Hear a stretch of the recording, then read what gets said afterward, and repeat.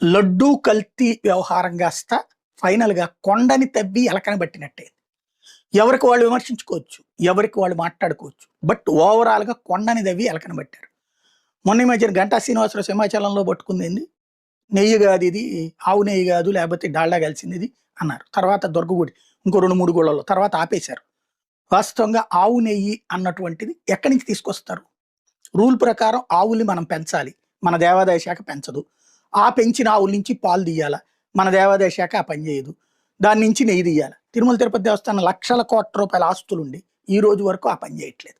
ఇప్పటికి కూడా అసలు అటు ఆలోచన చేయట్లేదు. ఇక్కడ జరిగినటువంటి దానికి సిబిఐ తాజాగా వేసినటువంటి ఛార్జ్ షీట్ వెలుగులోకి వచ్చింది.